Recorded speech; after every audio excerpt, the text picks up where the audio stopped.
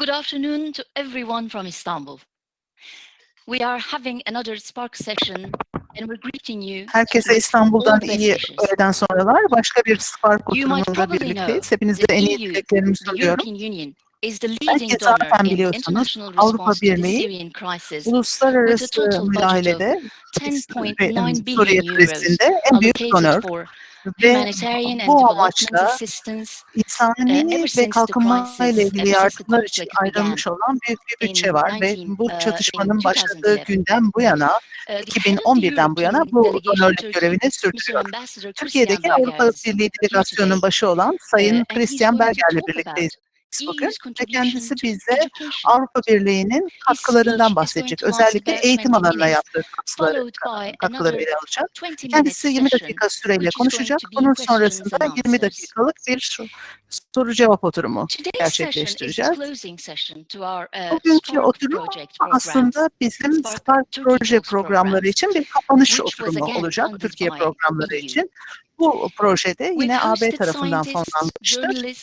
Burada biz bilim adamlarına, sosyal çalışmacılara ve farklı alanlardan gelen değişik insanlara ev sahipliği yaptık konuşmalarımızda ve onların hepsinin son derece ilham verici olduğunu düşünüyoruz. Bugün oturumlarımızı bitirirken Sayın Büyükelçinin Brüksel'den katılıyorum. Son derece anlamlı. Kendisinden kısaca bahsettikten sonra sözü ona vermek istiyorum ve konuşmasını rica edeceğim. Sayın Christian Berger, şimdi Türkiye'deki AB delegasyonunun başkanlığını yapıyor, büyükelçi sıfatıyla çalışıyor ve bu görevine 1 Kasım 2016 tarihinde başladı. Daha önceki görevlerine bakacak olursak, Orta Doğu'da Birleşmiş Milletler bünyesinde barış gücünde çalıştı. 1997'de AB kurumlarına Brüksel'de katıldı. Suriye, Orta Doğu'da danışmanlık ve krize müdahale bölümlerinin başkanı olarak çalıştı. Orta Doğu bölgesinde AB temsilciliği yaptı. Aynı şekilde Kudüs'te AB ofisi başkanlığı yaptı. 2011-2016 yılları arasında ise Orta Doğu ve Kuzey Afrika'dan sorumlu olarak Avrupa Birliği'nin dış eylem hizmetlerinde çalıştıktan sonra Türkiye'deki görevine başladı. Christian Berger, Avusturyalı, evli, 2 çocuğu var.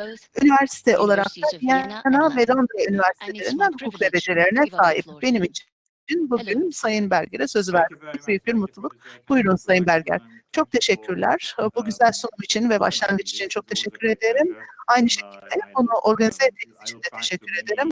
Benim için büyük bir mutluluk ve birlikte olduğumuz, öğrencilerle birlikte olduğumuz pek çok etkinlik oldu. Bu bize aynı zamanda sizin yaptığınız için önemini de gösteriyor ve sizlerin hem Türk yetkililerinden hem de üniversitelerden aldığınız hem de bizim tarafından aldığımız desteği de gösteriyor. Bugün sizlerle bulunduğum için, birlikte olduğum için çok mutluyum. Birkaç söz söyledikten sonra sorulara da cevap verebilirim. Öğrenciler de bizi dinliyorsa sorular olacağını da düşünüyorum. Siz zaten bahsettiniz, bizim yaptığımız desteğe değindiniz. Bu konferansta sizinle birlikte konuşmaya başlamadan önce tesadüfen bu sabah da bir görüşmem vardı. Suriye ile ilgili başka bir konferanstı. Bunu son 2 yıldır gerçekleştiriyoruz. Uluslararası donör bağışçı camiası olarak birbirimizle temasta bulunuyoruz ve bu anlamda Suriye'de yaptığımız özellikle mültecilere yönelik fonlamanın ne kadar önemli olduğundan bahsediyoruz ve birlikte çalışmanın öneminden bahsediyoruz. Gerçekten bu tür konular bizim gündemimizin her zaman en üst sıralarında yer alıyor ve bu anlamda Suriye'deki çözümlere yardımcı olmaya çalışıyoruz. Konu hakikaten önemli. Siyasi boyutuna bakacak olursak bu da hepimizin ele alması gereken bir şey. Burada sizin Avrupa Birliği'nin desteğin öncülerinden biri olduğuna değindiğinizi biliyorum. Bu doğru ama şunu da unutmamalıyız. Ev sahibi ülkeler, ev sahipliği yapan Ürdün, Lübnan, Türkiye gibi ülkelere de en büyük yükü taşıdıkları için teşekkür etmemiz gerekiyor ve nüfusun kompozisyona baktığımızda her ülkede farklılık göstermekle birlikte bu ülkelerin yaptığı büyük katkılar var. Biz o nedenle bunu son derece büyük takdirle karşılıyoruz ve yaptığımız konuyla ilgili 2 nokta var. Birincisi, insanların kendilerini destekliyoruz. Diğer tarafta ise burada ev sahipliği yapan topluluklara baktığımızda onların da insanlara hoş geldiniz dediklerini, kabul ettiklerini görüyoruz ve onların güvenli yaşamlar sürdürmelerine yardımcı olmaya çalıştıklarını görüyoruz. Bunu yaparken tabii ki etkinlikler, işlerin devamı, eğitim önem kazanıyor. Hem ülkesini terk eden toplum hem de onları kabul eden ev sahipliği yapan toplumun Avrupa Birliği'nden destek alması gerekiyor. Burada mültecilere yönelik olarak 2016 yılında katkılarımıza başladık. Burada ihtiyaç olacak olursa ve durumun devam etmesi halinde insanlara destek vermeye devam edeceğimizi de bildirdik. Geçen sene 3 milyarlık ek bir şeyi de devreye soktuk. Bu kademeli olarak işlerlik kazanıyor. Burada önemli olan süreci nasıl işlediğini de biraz anlamak. Biz Birleşmiş Milletleri ve uluslararası mali kuruluşları devreye soktuk. Öte yandan Türk hükümeti ve hükümet birimleri, önemli bakanlıklar, eğitim, sosyal hizmetler ve sağlık bakanlıkları devrede, sivil toplum kuruluşlarının da bize bu süreçte uygulamada yardımcı olduğunu görüyoruz. Nelere odaklanıyoruz? 3 tane ya da 4 tane ana bileşene odaklanıyoruz. Bunlardan birincisi eğitim. Hem Türkiye, hem Birleşmiş Milletler, hem Avrupa Birliği biz hiçbir şekilde bir nesli kaybedebileceğimizi düşünmüyoruz. Bu anlamda hiçbir bakış açısıyla, hiçbir gelecek algısıyla bunun olması mümkün değil. Buna yönelik olarak kapsamlı bir yaklaşımımız var. Bugün konuştuğumuz konuya bakacak olursak bu yaptığımızın üst ucunu temsil ediyor. Üniversite öğrencilerine destekler sunuyoruz, burslar veriyoruz. Aynı şekilde orta öğretime yönelik de yaptığımız destekler var ve eğitim zincirinde devamlılığın sağlanması son derece önemli. Buna birazdan tekrar değineceğim. İkinci boyut sağlık. Burada hastanelerin inşa edilmesi, 2 tanesi var. Biri Kilis'te, biri Hatay'da inşa halinde. Ev sahibi ülkenin tıp hizmetleri sunması, Suriyeli hemşirelere ve hekimlere eğitim vermesi, onların sisteme uyumlarının sağlanması, Türkiye'de duruma adapte olmalarının mümkün kılınması, aynı zamanda zaten gerekli olan dil eğitimlerinin verilmesi, aynı zamanda tam kapsamlı sosyal desteğin de bulunması. Burada konuya aşina olanlar Kızılay'ın süreçteki maddi desteğini de biliyorlardır. Mültecilerin kırılgan gruplarına yönelik olarak teşviklerin devreye sokulması, okula gitmenin anlamında yardımcı olması, yani desteğin geniş bir spektrumda verildiğini söyleyebiliriz. Bunlara ek olarak çok spesifik psikososyal destekler de devrede ve çok spesifik beceri ve zararı engellemeye yönelik çabalar var. Burada tabii ki uygulamacı olarak belli gruplar çalışıyorlar ama esas vurgulanması gereken nokta bunun eş güdümünün Türk yetkililerle birlikte yapıldığının bilinmesi ve bizim burada ihtiyaçların ne olduğunu bilmemiz çok önemli. Bu konuda en iyi bilgiye sahip olan tabii ki Türk hükümeti ve bu anlamda birlikte çalışmamız son derece değerli Türk yetkililerle. Şimdi isterseniz bir de eğitim boyutunu ele alayım. Esasen bizim faaliyet göstermekte olduğumuz alan eğitim olduğu için eğitim bu yardım çabalarının merkezini teşkil ediyor. Bizlerin ümidi bir gün pek çok kişinin tabii ki kendi ülkesine dönebilmesi, eğitim sistemine dahil olabilmesi. Eğitim dediğimizde okuduğunuz ülkede iyi eğitim görebilmeniz için hem dil bilgisine hem okula ihtiyacınız var. Farklı örgün eğitim aşamalarından geçtikten sonra istihdama erişebiliyorsunuz. İstihdam da eşit düzeyde önemli. Ben 18 yaşındaki gençlerle Ürdün'de bir sohbete katılmıştım. Onlar Suriyeli çocuklardan bahsediyorum. Kamp ortamında Ürdün'de bitirme sınavlarına giriyorlardı. Bundan sonra acaba üniversiteye girebilecek miyiz, iş bulabilecek miyiz diye kaygılıydılar. Hakikaten de çok önemli bir konu. Çünkü burada tüm eğitim sisteminden gelip eğer bir şey yapamayacaksınız bunun anlamı yok. O nedenle onlara bir bakış açısı sağlamak önemli ve istihdam edilebilirlikleri mümkün olsun ki eğitimlerine de devam edebilsinler. Buna yönelik olarak dün de açılışını yaptığımız bir proje vardı. Bunu yaptığımız ölçüde firmaların dijital dünyaya daha iyi hazırlanmalarına yardımcı olmayı hedefliyoruz. Suriyeli mülteci firmalarının mültecilerin bu projenin faydalanıcısı olmasını istiyoruz. Bu küçük bir örnek ama ne yöne gittiğimizi göstermesi açısından anlamlı diye düşünüyorum. 2 tane büyük programımız var. İkisi de 2 aşamada. Pictus adını veriyoruz. Bunun 2 tane bileşeni var. Bir tanesi yazılım bileşeni, diğeri de donanım bileşeni. Burada hatırlayabilirsiniz 2011 yılında ülkeye pek çok çocuk giriş yaptı ve o dönemde doğan çocuklar artık okul yaşına geliyorlar, bunu da biliyoruz. Ve Türk okullarının burada yakın işbirliği içerisinde hükümetle, paydaşlarla birlikte 400 tane okul inşa ettiğini biliyoruz.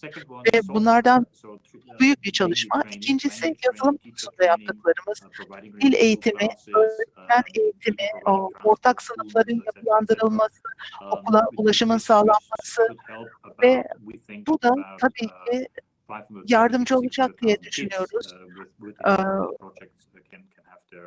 Bu kapsamda ele alınan çok yüksek sayıda çocuk var. Ama sadece bu kadar değil. Onların yüksek eğitime de ulaştırılması lazım. İşte burslar bu noktada devreye giriyor ve başka Spark dışında kurumların sunduğu burslar da var. Ama bu sonraki adım. Yani hükümet aracılığıyla orta öğretim sürecinin tamamlanmasından sonra çocuklar yüksek eğitim ortamında buluyorlar. Başka bir boyut öğretmen eğitimi. Türkçe eğitim, Arapça eğitim. 4000 tane öğretmeni şimdiye kadar eğittik. Onların Suriyeli çocuklara özel eğitim verebilmelerine aracı olduk. Bu hakikaten geniş kapsamlı bir paket gibi düşünülebilir ve bu konuyu değişik boyutlarıyla ele alıyor diye düşünebilir.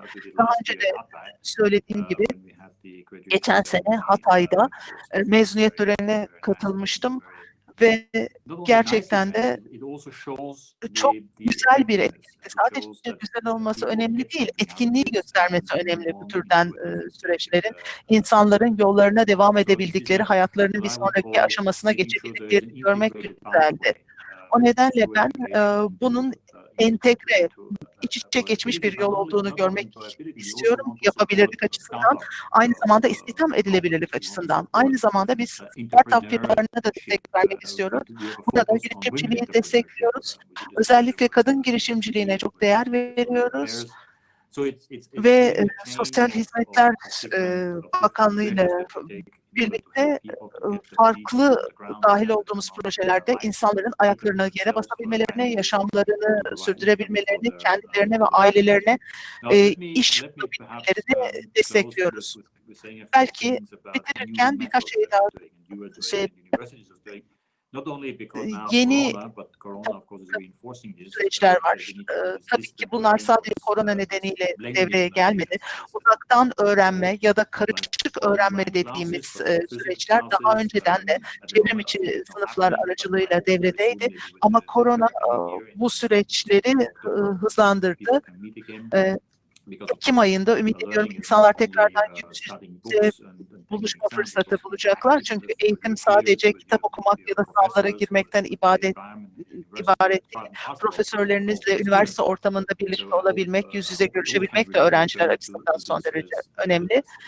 Çünkü bunun da mümkün olan en kısa dönemde gerçekleşmesini bekliyoruz. Biz söylediğim gibi bu süreçlerde desteklerimizi sürdürüyoruz. İnsanların bundan alabileceklerinin en iyisini almalarını istiyoruz. Aynı zamanda yine değindiğim gibi insanları istihdam piyasasına hazırlıyoruz. İşlerin oluşturulması eğitimin ruhunu da destekler bir şekilde sürecin ilerlemesi son derece önemli. Bizim ne yaptığımızı size anlatmaya çalıştım. Sizin çalışmalarınız, Spark'ın çalışmaları, sunulan burslar, bütün bu geniş kapsamlı ele almaya çalıştığım tabloya çok iyi uyum sağlıyor. Türk yetkilileri ve sizin kurumunuzla birlikte bugün yaptığımız çabaların başarılı olmasını çalışıyoruz. Hem bu insanların eğitim hayatlarında hem de genel yaşamlarında.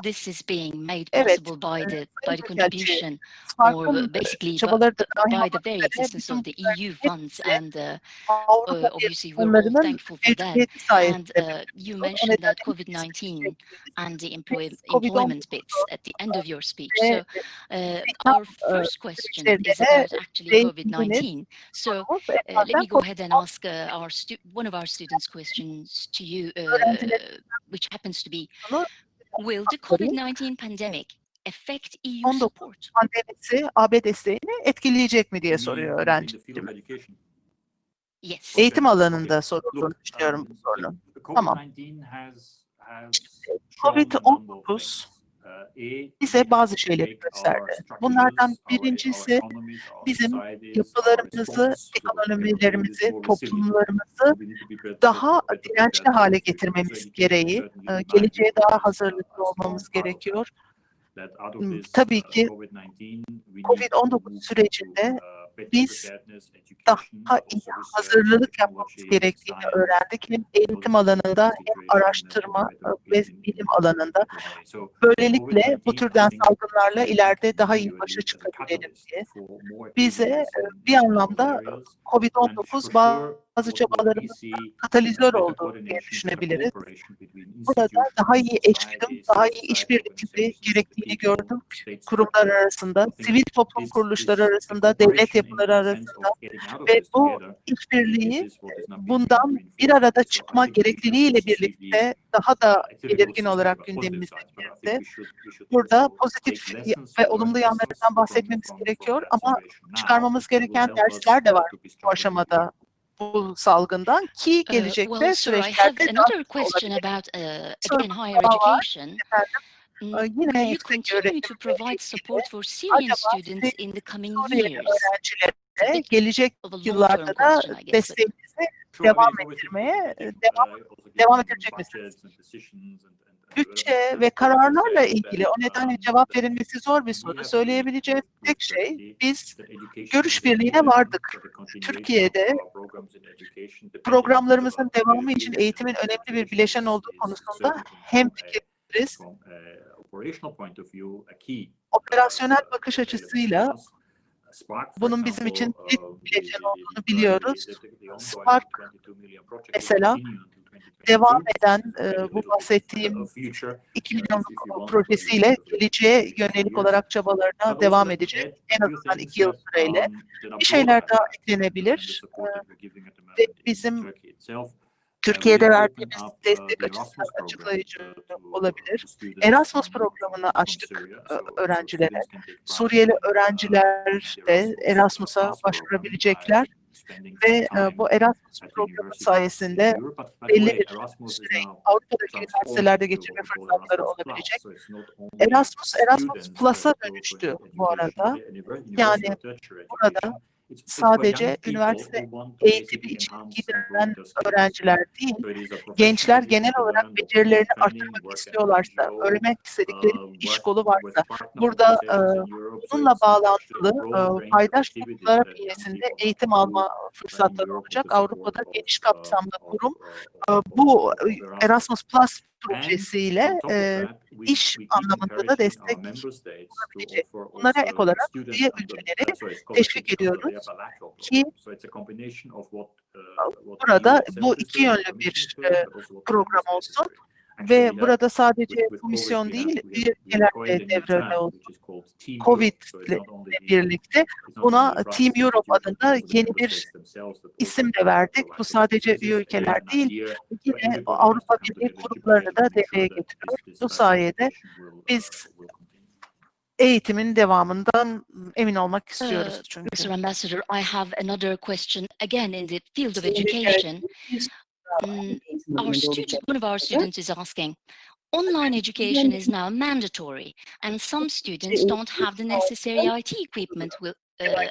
And Öğrenci will the EU bu support students with economic vulnerabilities? ihtiyaçları yok. Ekonomik güçlükler çeken öğrencileri desteklemek. Aslında bilirsiniz halihazırda biz bunu yapıyoruz. Tablets for scholarship students have been distributed. We have provided also Bunlara support pek for çok the IT sayıda structures. bilgisayar sağlandı. Bunun dışında bir It's a small teknolojisi amount of money, but I think it really helps people to bir cope para better with the ayrılmıştır current buna. Yine de current situation. mevcut durumda So, yine de hani with all that together is about $1 million.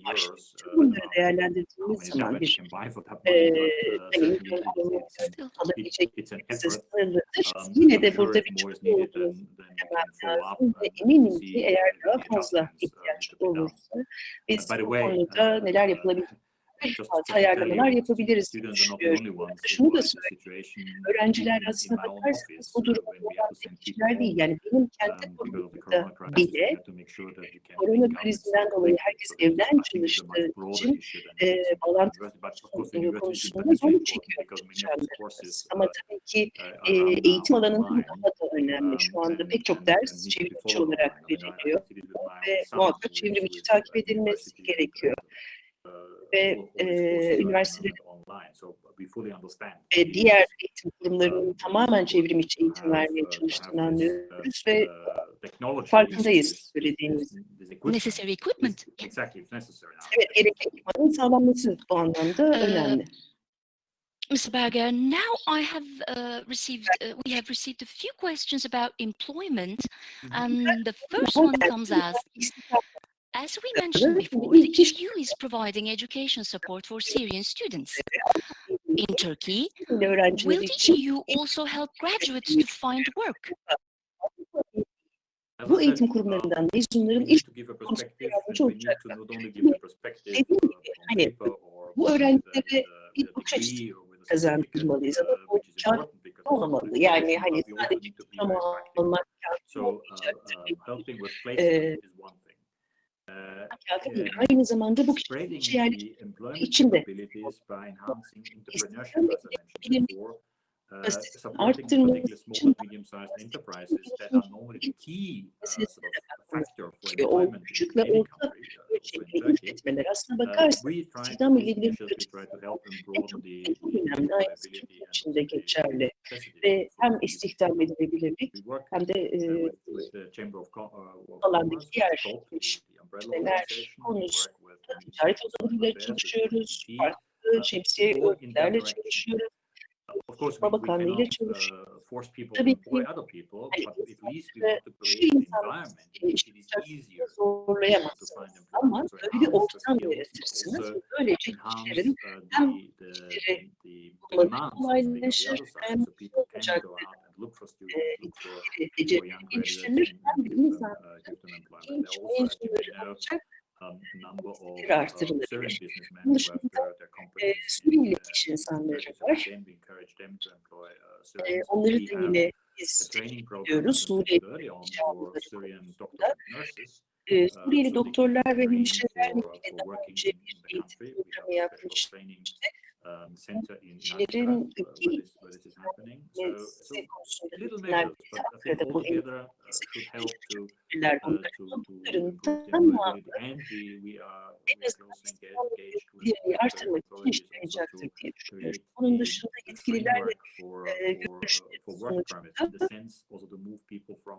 çalışma izninin içinde bir çerçeve sayesinde kayıtlı yasalarına katılmaları da mümkün. Derslere kayıtlı çocuk yasalarına katılmaları istiyoruz. Hazırda korona nedeniyle kişinin istihdam daha önce işte mesela turizm sektörü, tarım vesaire gibi alanlardaki iş olanakları maalesef And I have another question about employment again, Mr. Ambassador. Our question is there an EU program to support Syrian graduates until they can get a job? öğrencilerin ya da daha doğrusu okuldan mezun olanların iş bulana kadar desteklenebileceği bir ALFE programı var mı? Apart from continuing the education, I'm not sure there's a very Eğitime specific devam etmenin program. dışında Of course, there are özel some safety nets, as I mentioned before. So ama if bir somebody takım drops tabii out ki güvenlik completely, is sağlık unemployed, needs support, görüyoruz is eligible ve under our program with the Kızılay card, programımız so to get a little kapsamında Kızılay amount at least kartıyla a month. So these are bunu some destekliyoruz. sort of safety nets that we have built in. But for the Bunlar moment, bizim I don't think we are running güvenlik an ağları employment scheme in that sense. ve istihdam Well, politiğiyle so far, şu these an. were the questions, Şu anda and thank you for giving thorough answers to all of them. And well, our dear viewers, sayın we have been izleyiciler, meeting with you on screen, benle online, for çevrim içi 8 times now, and this is our final session. And buluştuk ve bu the program series, this whole program series, which was organized by Spark, this was all funded by the EU. And tarafından düzenleniyordu all of ve us, bunların tamamı we are milli grateful for taraflarından this opportunity. We bu host fırsatı many guests, and we çok thank them memnun all olduk for joining ve us in hepsine this series. bize katıldıkları için bu seri boyunca But teşekkür we're etmek closing our isteriz. program with our ambassador, which is again very meaningful, as I mentioned before. Anlıyoruz. Our focus was Ki bu on da the çok life with bir COVID-19 kapanış. throughout our program. Şimdi COVID And I hope everything's going to be okay in the after COVID-19 period as well. Hopefully things will dönemi sonrasında become a new normal, and we'll all erişiriz. continue in better Ve ways. daha iyi Please allow me to şekillerde thank devam Spark and the ediyoruz. European Şimdi tekrar Union Spark'a again for Avrupa making it possible, teşekkür and also Mr. Berger again, but mostly to you, our viewers, for joining ve us. Sayın All the Berger'e de best çok teşekkür and etmek istiyorum bize best katıldıkları için. wishes En iyi from all of dileklerimi us to you from ayrılmak Istanbul, istiyorum. wherever you İstanbul'dan are.